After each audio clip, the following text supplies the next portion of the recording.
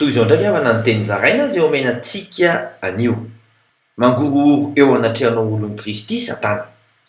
Ny fanaratsy dia manambara fa i Kristy ao anatinao dia tonga mba handringa anazy.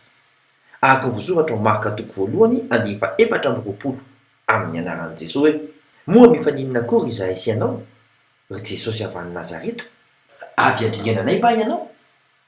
Fantatro fa ilay masin'Andriamanitra ianao. Noho izany aza misalasala mandroaka dia hiala izy.